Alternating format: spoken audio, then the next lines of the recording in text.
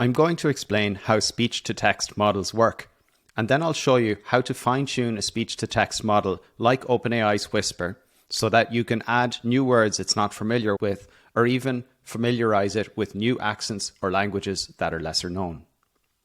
So this video is all about fine-tuning Whisper for speech transcription.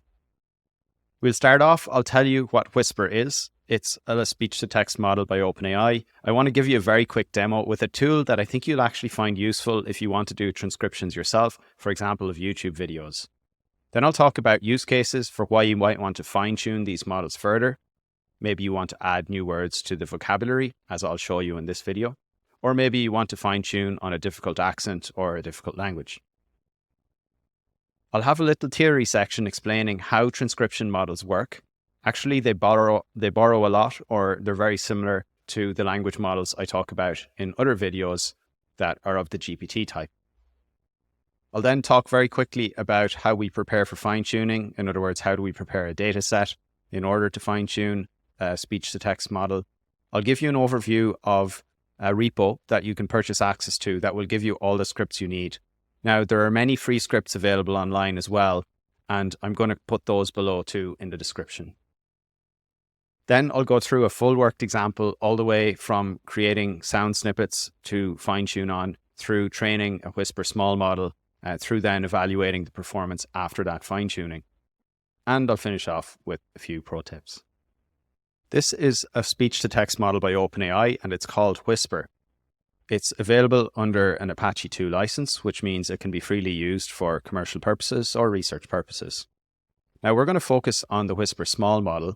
There are a few Whisper models available. I'll just show you the sizes here, going from a tiny model with 39 million parameters all the way up to a large model with 1.5 billion parameters. So already, if you're familiar with language models, these are a lot smaller. The smallest Llama 2 model from Facebook is 7 billion parameters. And you can see here the largest speech-to-text model is 1.5 billion. So already you can see that as a task in terms of complexity, converting from speech to text is quite a bit easier than trying to predict the next token in a sequence as we do with GPTs. Now, something that I've found is the small model actually performs very well. So in a lot of cases, you can just do transcription using a model that is 250 million parameters and get some very good performance. Let's just take a very quick look at the files in the repo. We can see here the model itself. It should be the largest file. So let's see here for the largest file. Here it is, model safe tensors. It's just under a gigabyte in size, 967 megabytes. And you can see if we look at the configuration file, it looks somewhat like language model. It has still got the attention heads. It's got layers, dropout. So it has a lot of the features that a language model has. In fact, in many ways, it's a language model with kind of an audio portion that's connected onto it to feed in audio information that's then used to predict the tokens. And we'll go into that a little more later on in the video. Now, just to get you into this, I want to straight away show you an example. This is a notebook that I'll link below, and you can check it out yourself for free. I actually use this notebook if I want to transcribe YouTube videos, which is what I'm going to show you today. Here I'm going to install Whisper, which is an OpenAI library, and I'm going to install this quick package that allows me to grab audio from YouTube. And over here I have a YouTube video. This is a video I made some time ago. It's about the fine-tuning repository. It's a short video, so suitable for a quick demo here. And you can see that you can turn on captions in YouTube. These are the auto captions that are generated on a word-by-word basis. And one drawback I find is that it doesn't break it into sentences. So actually, it's not the easiest to read these automatic YouTube captions. And so I typically use Whisper to generate some captions instead. And that's what we're going to do right here. So I'm going to just copy this short code of the YouTube video and head back over to the notebook. And I'll paste in here the address, or that short code rather. And that will be sufficient now for me to download the audio for that YouTube video and then run Whisper using the small model, using English as a language. So it should extract fairly quickly because it's an audio file. Audio files tend to be fairly small in size. It's just going to save it locally here to my folder structure. And then immediately Whisper should start to transcribe. And we're going to generate a transcript file, which is called VTC. It's a typical format that combines timestamps with text. And here you go. So we're already generating the transcript. And you can see here, it's matching up with the content of this advanced fine-tuning video. And it's pretty quick in terms of speed. In just a few more seconds, we're going to have the full transcript complete. And notice as well that it completes the sentences nicely, adding in commas. So I find that this is much easier to read on a YouTube video than the automatic captions. Now, when that's done, it will have created a variety of files here, including a text file if you want to take a look at the text of that video. That's also helpful if you want to use a transcript for machine learning. And also there's the VTT file, which is the one that's of use. You can actually upload it to YouTube. This is a caption format. And you can see here that it gives timestamps in addition to the text that's provided. So this is really a beautiful model. It was released, I think, in 2022. So it is a bit of a time ago, but the quality I find is quite good. Now, something you'll notice straight away in this transcript is, of course, the model is not going to be familiar with certain words. For example, the spelling of trellis, at least from my website, is with one L, and here it's got two L's. But of course, it doesn't know that because that wasn't in the training data. So it might be nice if I fine-tuned the model on some audio with trellis and then gave a transcript with just one L. That would be a way to fine-tune it. Also, it's not going to be able to get words around certain models like Llama 70B here. It just doesn't really appreciate that Llama 70B exists as a model. And so it would be nice to fine-tune this model so that it knows some of the more modern terms. And that's actually, here you can see, instead of safe tensors, it has safe hounsers, which is the best it could do with my Irish accent. It does get PyTorch though. What I'm going to show you later on is an example of me fine-tuning on a series of terms, actually language model terms like Mixtral 8x7b or Mistral or Llama 2, all these terms that would not be familiar to the language model. And we'll see how by doing a simple fine-tuning, we're able to accustom the language model to a wider training set, let's say, so that it can generate more accurate captions for our application. Now that you can see a little bit what Whisper does, let's move on and talk about some of the use cases before describing the technical approach to getting from audio to speech, and then moving on to the full example, going all the way from some audio for fine-tuning through to a fine-tuned model. There are a few use cases, I'm sure there are more, but the ones that come to mind for me are first adding new vocabulary that the model isn't familiar with, so new words or phrases. Also, you can fine-tune to improve on an accent. Maybe the Kildare accent is difficult to understand for certain models. I actually think most models are fine with my accent. But if there's difficulty, you can always fine-tune on some pieces of audio of that accent. Likewise, if you have some languages that are not commonly used, for example, the Irish language, it doesn't seem like there are many models for transcribing Irish. There's an opportunity that I could fine-tune a model so that it's able to transcribe better in Irish. Now, let's move on to how transcription works. And what I'll talk about here is how we convert sound from some kind of audio file into the text, the captions that I just showed in the demo. And there are kind of 4 steps that I'll break this down into. First off, sound is a vibration. So if you think of maybe the membrane of a drum and it's vibrating as it hears a sound, you can imagine making a measurement of where the surface of that drum is every millisecond. And you measure how far it is from the middle position. So if you do that, or perhaps if you think of the membrane moving like this in response to the sound, you can record that displacement over time at a certain sampling frequency. And when you do that, you see this typical diagram of sound, which is this kind of a streaky line that's going across the x-axis. For example, maybe I can show you diagram from this notebook here. What I'm trying to say is if you have the surface of a drum or a membrane that's vibrating due to sound, and you just record its position over time at tiny, tiny increments, this is the kind of graph that you get. So here's a very large displacement, smaller displacements, smaller displacements. So this is a measure of the amplitude of where that kind of membrane is moving. And the more often you sample it, the sampling frequency, the better you can represent the movement of that drum. And typically for whisper models, the sampling is at 16,000 hertz. So that's 16,000 times per second. There's going to be a recording of that amplitude. So this is the first step to think about in transcription. We have a sound and it's represented by a graph which has an amplitude. Now the next step is we want to convert it from this graph here that I just showed. We want to convert it actually into frequencies, because underlying what looks like this mess here, there are actually different frequencies that are all overlapping. And the best graph I have to show this is right here on this Fourier transform notebook. So here you can see that same graph. It's just an amplitude graph that I was showing here. So we have an amplitude graph here. And underlying all these amplitudes, we have various frequencies. So we might have low frequencies and higher frequencies. And when you crash all of those frequencies together at the right amplitude, you end up getting back to this kind of a messy graph here. But the key insight is that this messy graph of our voice can be broken into a series of frequencies, a series of distinct frequencies. And the technique used to do that is called the Fourier transform. So doing the Fourier transform, you can convert into individual frequencies. And let me see if I can show here.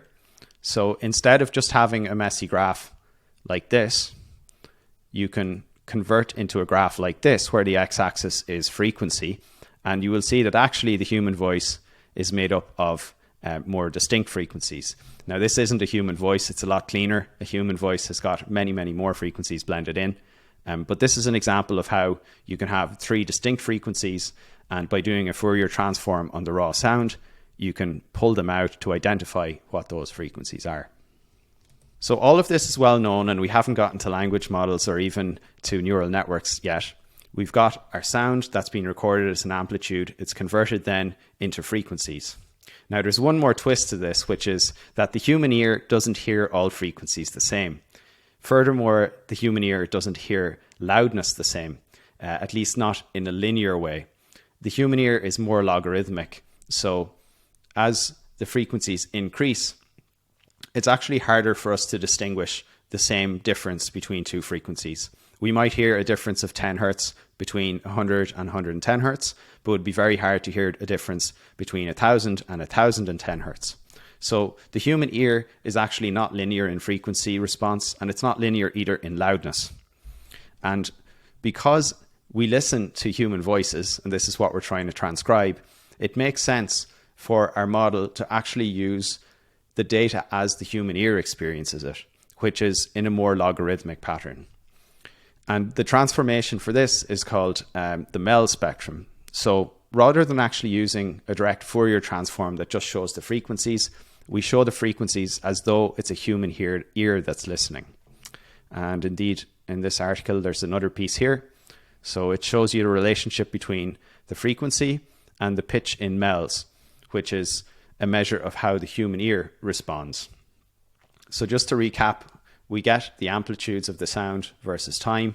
We extract what the underlying frequencies are, and then we adjust the frequencies and the loudness so that it's represented in a way that the human ear would interpret it. And this is called a MEL spectrum. And you can see here a MEL spectrum drawn out. So here we go. This is a snapshot of sound versus time. And here are the frequencies. And here is the amplitude in decibels, which is logarithmic scale. And so you can see at a time 2, you can see which frequencies are being heard at which level of decibels. And it's this representation here of a snippet of sound that's going to be used as an input to our model. And we're going to represent this by a series of frequencies and amplitudes. So a series of frequencies in hertz and amplitudes in decibels. And in the same way that for a GPT model, for recursive language prediction, we use tokens. Instead, when we're doing speech to text, those tokens won't represent subwords. They're going to represent essentially decibels and the key frequencies of the sounds within a given time slot. So just to say that once more, if you're thinking about a Llama 2 model for language, you might have a context length of, let's say, 512. So you have 512 subwords, different words like and the, that are being fed in one by one. Whereas if you look at a model like Whisper, it's taking in tiny fractions of a second instead of subwords. And within that second, it's representing the sound as a combination of frequencies at certain decibel levels. I've explained how to describe how the sound that we hear is characterized. And the answer is it's characterized with frequencies and decibels according to a Mel spectrum. Now, the next thing is we need to input these into a transformer. And the good news here is that much of what we'll see is very similar to in a GPT transformer for causal inference, where we're predicting the next token. And this is a really great diagram explaining how it works.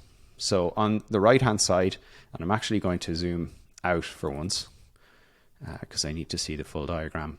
Here we have actually what is a GPT. So this is a causal transformer where we're trying to predict the next token. So you might have the tokens the and quick that are being input, and given the and quick, the prediction will be brown.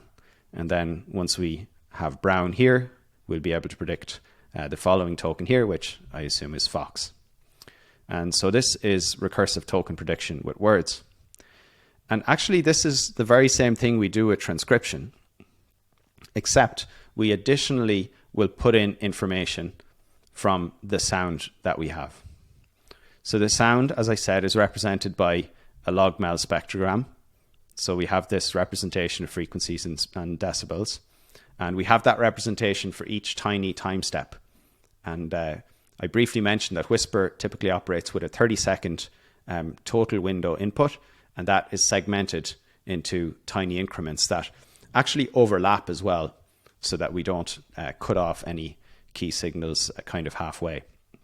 So we've these tiny, you can think of them as subwords, but they're actually just audio representations now because we're taking in a sound.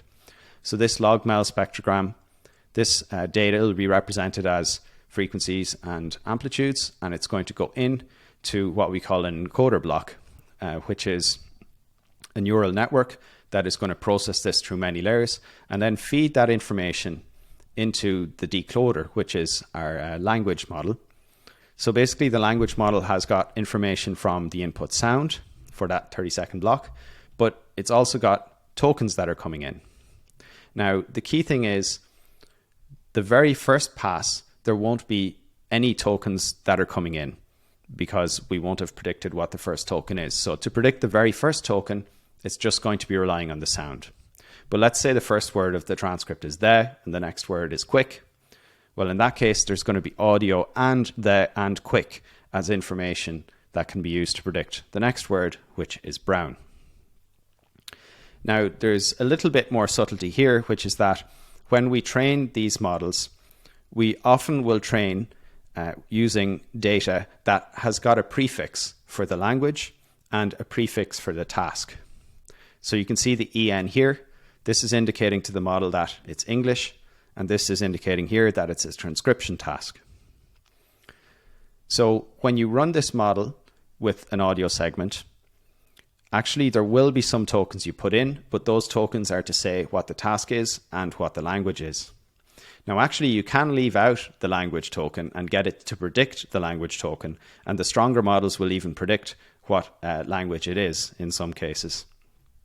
So you could basically start with very little other than the audio coming in as information. But I think more commonly or more robustly, you would feed in a token to say what language it is and to say what the task is. And then you would start to get the model to predict the first, the second, and a few more tokens for that snippet of audio. And that brings the whole process together. It's starting off with a sound. You have a vibration that's recorded. It's converted to frequencies. Importantly though, frequencies in a human sense. And then those frequencies, the log-mel spectrogram, are input into the model.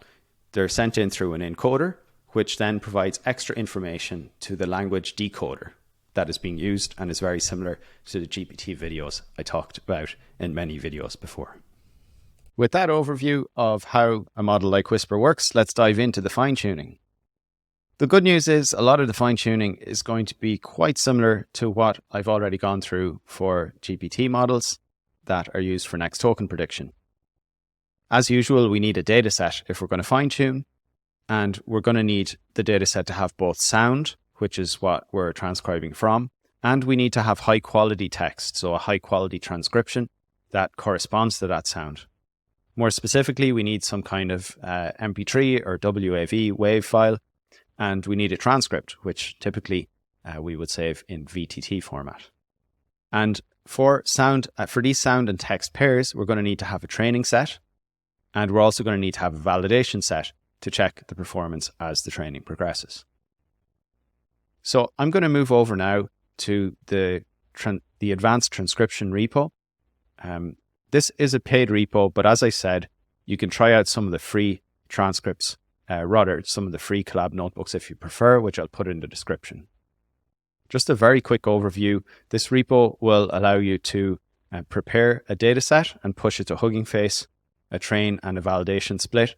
It will take in an audio file and automatically split it into 30-second chunks with the corresponding transcript chunks for each of those sound chunks.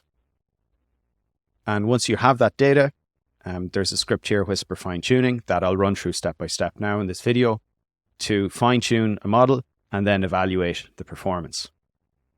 What I'm going to do is clone this over to VS Code. And I have here the advanced transcription repo. And I'm going to set up some data that we're going to train on. So remember, we need some audio and we need a transcript. So I'm going to show you a handy way to create some audio if you want to fine tune for an accent. So this could be fine tuning for an Irish accent or fine tuning for some specific words. Now, what I want to do is I want to get the Whisper model. I want to get it more accurate on some language model terms. So what I've done is gone through some different terms I found online, some technical models. I'm sure you've heard of some of these, like Phi2 or Mixtral 8x7b, or maybe OpenChat. So I've put a whole series of words here, and I'm simply going to read them out into an audio file. And that's going to create my training set. And then I'm going to transcribe that audio file, and that will give me the transcript that I need. Now, I further just taken that text file, and I've just mixed up the words into a different order. And I'll read these out with some comments in between to create a validation set. And by recording this and then transcribing this data set, I'll have created my validation sound and my validation transcript. Actually, I've already done that, and I've got the MP3 here. I'm not sure if this will be possible to hear. Spin. Self-play, fine-tuning that improves LLMs. Trixie, it's a form of fast inference. So yeah, I have some sound there, and I've also recorded, you can see in this 2-minute snippet, validation set. MMLU is a means of testing performance. So I have the sound ready, and next I'm going to move to run the Whisper Fine Tuning notebook, because this notebook will allow you to take in the sound I've just played, the train and the validation, and take in the sound, and it's going to generate a transcript for that sound. Now, it's easier if I just show you how that works. So the way you'll do this is either you can run Whisper Fine Tuning locally. It will actually run because the model is slow. The model is small, so you probably could find ways to run on your laptop, but it's quite easy to run in a free Colab notebook. So that's the approach that I'm going to take here. So basically just upload this to Google Colab, and you want to make sure that you connect to a GPU for fastest inference. If you're not connected to a GPU, you just go to change run type and select T4 GPU. So it looks like we're up and running and we're connected. And I'm going to scroll all the way to the top of this script here and get started with some installation. Here we're just setting up some different handling. of files. And we're going to set up some of the Hugging Face libraries that will help us handle the datasets and the fine-tuning. As often in these tutorials, I'm going to connect to Hugging Face Hub so that I can push and pull models, including from private repos. And I've just clicked on this button so I can go over and grab a token here for authorization. Now, once authorized, we'll move down here and select the base model for training, which is going to be the Whisper small model. You could pick a larger model if you want to improve quality, but you'll see the quality is quite good. I'll set the language. The task is set to transcribe. Let me just increase my screen size a little bit here. And I'm going to define for later on the paths for pushing the fine-tune model. So I've got the Trelis org. You set that to your org or username. And then I've defined a repo called LLM Lingo adapters, and then LLM Lingo. And then I've just set up the repo, which is a combination of the org and the adapter name. So once that's done, we'll move on, and we're going to try and generate a transcript for the audio that I've just created. I'd like to show you this live. So what we're doing is we're creating a pipeline here consisting of the Whisper model, which is the base model. And we're going to ask it to transcribe in 30-second chunks. And we're going to ask it to use, if possible, CUDA, which is the NVIDIA GPU. And once we've the pipeline set up, we're going to set up a function called process audio and create VTT. Basically, this is going to run the pipeline on the audio file that we specify. And it's going to return the text and also the timestamps. And with the text and timestamps, we're going to be able to create a VTT file just like this here. Now, I'm just going to go up here and log in, and I'll define this here and run these cells. And next up, I'm going to be able to run this function on the train MP3 and also the validation MP3. Now, first I need to upload those two files, so I'm going to just upload them here locally. And you can see the files are now available locally. And my pipeline is loaded, so I'm ready now to run this cell, which will process the training, and then I'll run the same to process the validation. Now I'm running this with the base model, so what we should expect is that it's not going to get the new words correct. That's what we're expecting. When that cell has run, we should be able to see here on the side panel the appearance of the VTT files. So let's just take a look at the train. So here we have spin, self-play, fine-tuning that approves LLMs. Trixie, you can see, is incorrect. Phi2 is incorrect. And Mixtral is incorrect. And it will be the same with the validation file. But the reason I've gone through this is because it's much faster to generate the VTT and then correct it than to try and write the transcript from scratch. So I recommend making the transcripts like this and then just go in and read it and manually correct it. So say I'll type in Phi2. Here we have an alternative to flash attention. I'll just make a small correction to this. And Mixtral, I'll fix this up here. So we've got Mixtral, that should be Mixtral 8 by 7b. And it's actually Mixture of Experts model, Solar 10.7b it's actually a Mistral, not Mistral. And it's giving me some annoying autocorrects here. Here we go, I fixed this. Solar is a Mistral model. Yep, that's fine. Open chat is a fine tune of Mistral. So you get the picture. Basically, I've taken the train.vtt that I've generated. I've done the same with the validation.vtt. And that's allowed me to create a clean set of VTT files that will be paired with the audio snippets just in a moment in order to create our data set. Now, it is possible to use a GPT in order to do the correction of your transcript. For example, you can say, I want your help in correcting VTT file transcript. I'll give a list of words that the ASR, which is automatic speech recognition, was not familiar with. Respond in a code pen with the contents of the updated VTT file.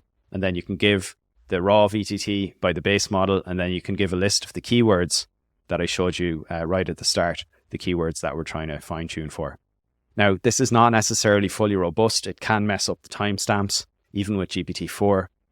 So I recommend either writing a more elaborate and robust piece of code if you want to automate this, or just manually correct it yourself. Okay, so we have these base files, and you can assume that you've now gone ahead and corrected the VTT files, as I have done. And here's something I prepared earlier. So this is a fully corrected file. You can see that all the terms are correct because I read through it. So Microsoft Phi 2, something like this, DESCLM, GPT-4. So all of the terms, Cloud Instant 1, everything here should be in order.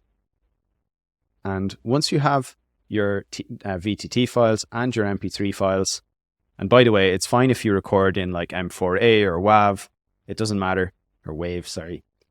You can always convert it online just by using a free converter or adapt the scripts accordingly. But once you've got that done, you can just run Python. And next you want to write, let's see, I'm going to run the prepare data.py file. And I am in a virtual environment here. There's all instructions in the repo, in the README for how you should set up. You should always set up a virtual environment if you're going to install Python packages. So I show the instructions here, setting up a virtual environment and then installing the requirements from requirements.txt. Okay, in the meantime, because I've run Python prepare data, what that has done is, we'll take a quick look at the script. It's basically taken in these files, the train data and the data validation in MP3 and VTT format. And it's going to split that into 30-second segments and pair the text with the audio and prepare everything as needed for Hugging Face. And finally, it's going to push it to a target repo that I've defined on Hugging Face. So we can take a look at what that is by going over to Trelis LLM Lingo, which is the data set I've set up. And you can see here, we do have these 30-second snippets. Maybe I need to refresh. Here we go. So Open here's a chat 23-second snippet. tune. By the way, I keep each line together. So if adding a new line of the transcript takes you over 30 seconds, then the code won't add that line. So that's why everything is always under 30 seconds. And you can see here the text that goes along with it. And there is a validation as well as a training set. And this is a public data set, so you can check it out yourself just under LLM Lingo. So to recap, we have used the fine-tuning notebook on our audio files to generate transcripts. We've then corrected the transcripts, so we now have a data set that has both audio and text.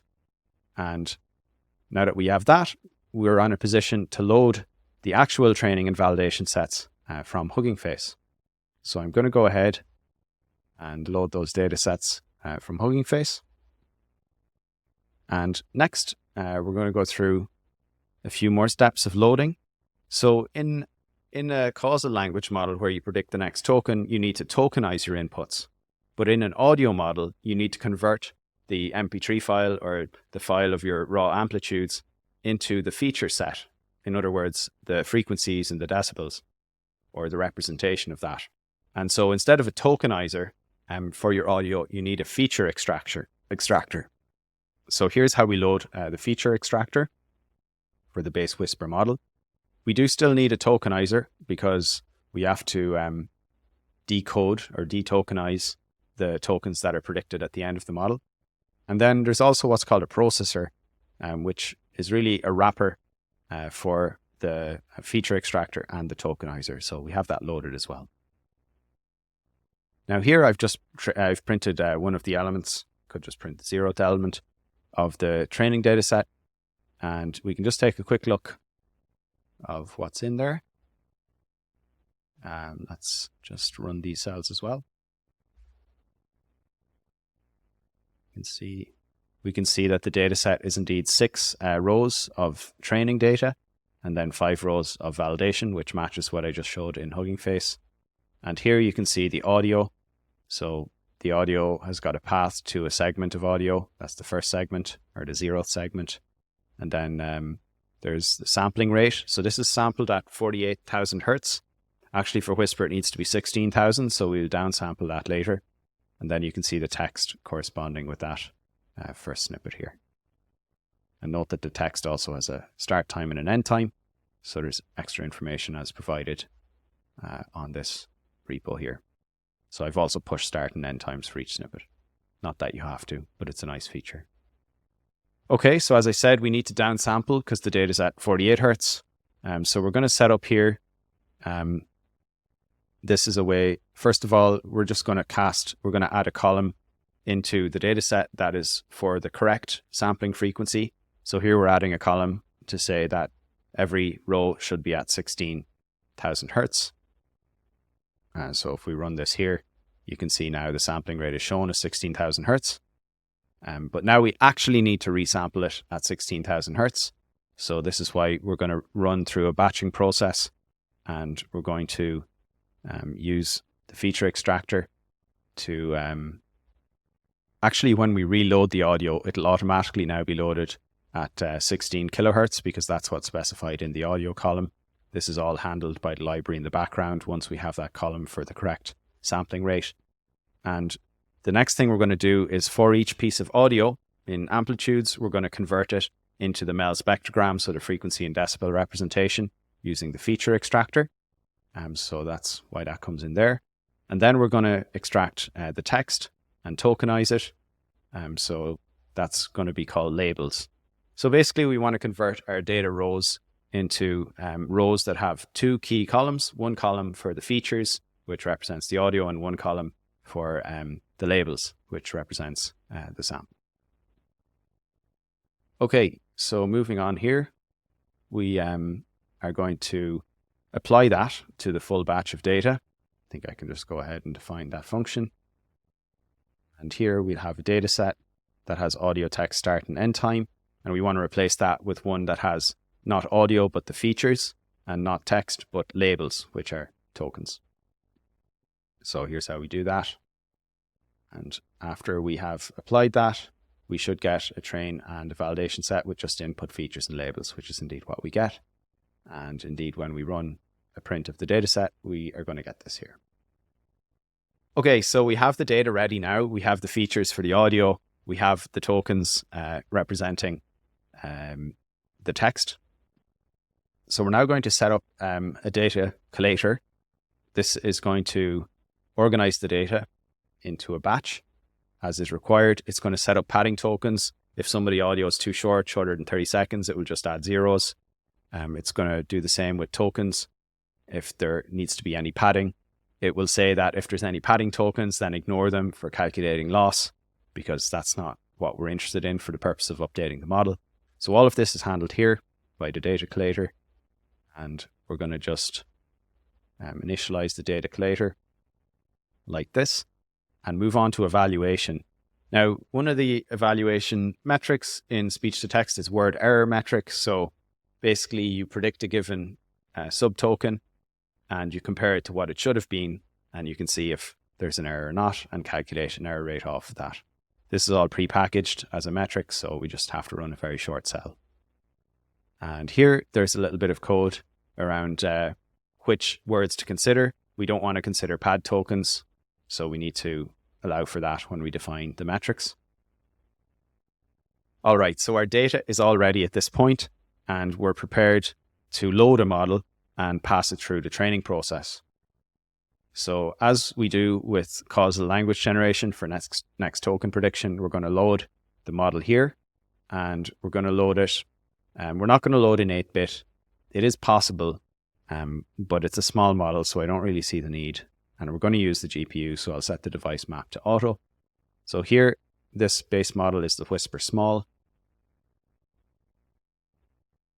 And we're going to set some defaults here, that we're not going to force any decoder token IDs. This is where you might want to force the model to always output the language as being first, or the task, but we're not going to bother with that. In certain cases, it might help with training because it guides the model in knowing initially what the language is, but we're going to avoid that for now. Next up, we're going to apply LoRA. So I talk about this in many of my videos. I have a very short video on LoRA you can look at yourself. But let me just briefly show you here in the slides. Rather than training each of the large matrices in this model, we're actually going to freeze this matrix, and we're going to apply some new small matrices called a low rank adapter. And these two matrices have a lot less parameters in them. And we're going to train these while maintaining these frozen. So when we backpropagate the information down through this matrix here, we're not going to change anything. We're just going to update these smaller matrices. And when we're done at the end, we're going to merge this LoRA on top. And there's going to be a LoRA for all the matrices in certain modules within the overall transformer, specifically two of the attention layers. So with that said, we're going to set up the LoRA configuration. This is the rank of those smaller matrices. You can think of it like the height or the width of the LoRA matrices. And we're using a LoRA alpha of 64, which implies that the learning rate relative to the learning rate of the base model is going to be 64 over 32, so 2.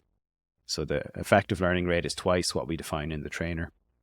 And the modules we're going to target are the Q and the V projections of the attention. And we will use some dropout. So I'm just going to define that.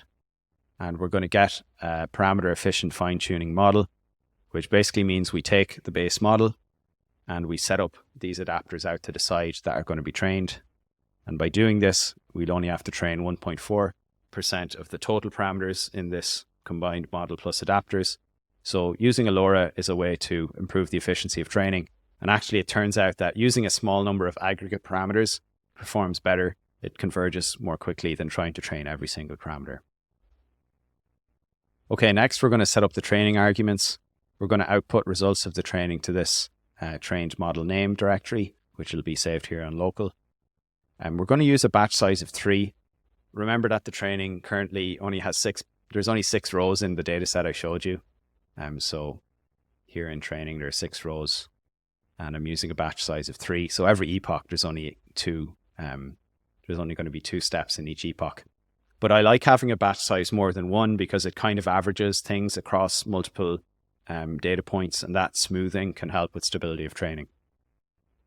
The learning rate is quite high, but this is a very small model, and typically the smaller the model, the higher the learning rate you can use.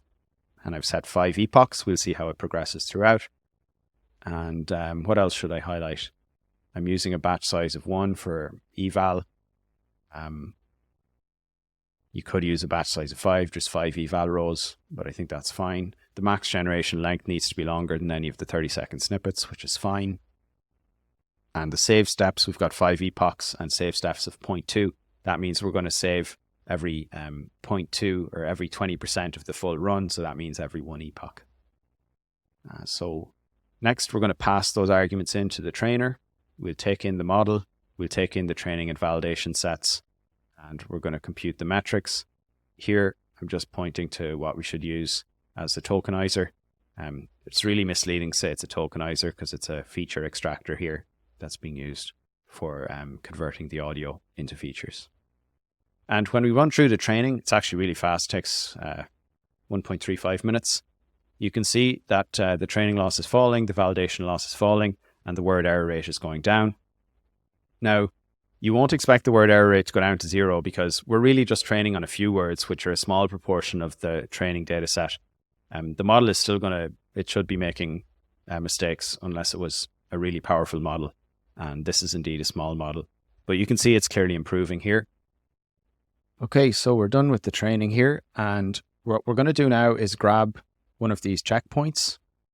I've actually had to pick up the recording again, but I've run again the training. And in this case too, you can see the best point according to the word error rate is the 4th checkpoint here. And when we check out the files on the left-hand side, you'll see that all the checkpoints are saved. So there's 2, 4, 6, 8, and 10. Now there's 2 steps per epoch because there's 6 rows of data in batches of 3. So checkpoint 10 would correspond to the end of the 5th epoch, and checkpoint 8 is probably the best one. So I'm going to set the adapter to push as checkpoint 8. You could load an adapter here from the hub. Obviously that would, maybe you want to compare with some other adapter and do a quick test on that, but generally you want to pick an adapter from the training you've just done. You can see when we print that, it prints checkpoint 8. I'm going to apply that adapter now onto the base model, which is using the PEFT parameter efficient fine-tuned model. And once that's done, you can also push the adapter to the hub if you'd like. I did that earlier on an earlier run of the script. Next, we're going to merge the adapter onto the base model. So this is taking checkpoint 8 and merging it in. This is basically getting rid of the adapters here by merging them onto the base model. So now we're just back to having a simple base model. They're about simple, but we have a base model. And if you print the model, you can see all of the layers. There's the encoder, which takes the features from the audio, puts it through a number of layers. And then there's the decoder, which is a text-to-text model. It takes in tokens and then generates the predicted transcript. So I typically like to save this model. This is the merged model. You can see it's appearing here in the Whisper small LLM lingo, all the files. And also I've saved the processor, which saves the extractor, the feature extractor, and the tokenizer. So that's all present here. And next, we're going to set up a pipeline to run an evaluation. The model that we want to evaluate is the trained model. So I'm actually picking the trained model that's saved on the disk here. We're going to process it in chunks of 30 seconds and use the GPU if possible. Now, you can, for stability, force the first tokens in each chunk to be the language and the task, but the model is actually pretty robust, so we don't need to do that. And so I've gone ahead and I've run this process audio and create VTT. What it does is it takes in the validation file. So this is not what we trained on. It's a validation audio, the MP3 file, and using the fine-tuned automated speech recognition model that we've loaded here, we're now going to get a transcript. And when that is run, we can open up the transcript that's generated, evaluation.vtt, and you can see here some improved performance. Now I'll show you where it has done well and where it still has room to improve. So it's, for example, getting correct a lot of terms like ye34b chat. It's getting that perfectly. It's picking up Mixtral 8x7b. Again, up here, Mistral 7b it's picking up. And Claude 2.1 it's picking up. So it's getting all of this very well. It's getting phi2. Previously, it was spelling that PHY. So it's getting that correct. Trixie is CKY. So it's not getting that correct, which is not exactly right. And also, this here is no tux. There's no it. This here, it by, is actually an 8. It's not recognizing me saying 8 in Irish English. But you can see it's already, with just some quick fine-tuning, getting very good performance on some added words. I think if I made a longer transcript, I've only said each keyword only about once in the training set. If I made more of a transcript where I said the same word in multiple contexts, I'm pretty sure it would be able to pick up pretty much all of the words that I'm training it on. So with that, now that the model is evaluated and working well, you can go ahead and push it to hub. You can use the safe serialization parameter to push it as safe tensors. And then you also want to push the processor to the hub as well, so that people can make use of that model. And indeed, after you've done that, you'll see the model should appear. Here you can see the files, and we have a lot of files, added tokens, the configuration, the safe tensor is about 1 gigabyte, so it's the same size as the base model, which makes sense because we've merged the model, so it should be the same size as the original. And you can see the tokenizer as well. And that brings us to the end of the script on fine-tuning. That's it. Before you go, you'll find all of the free Collab notebooks linked below if you want to check those out, and also a link if you want to pay for this repo. Now, a few final tips. If you want stronger performance than what I showed, you can try out the Whisper Medium or even the large model. If you want to improve the fine-tuning performance, I'd recommend doing more recording than what I did, which was just a 2-minute sample. If you have a list of words that you want to fine-tune on, you can just read out those words even more times, maybe in an even different order, and or with different phrasing and different explanations between them.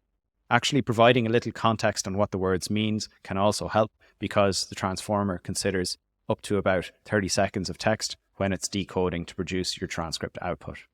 As per usual, let me know if you've any questions, write down in the comments. Cheers.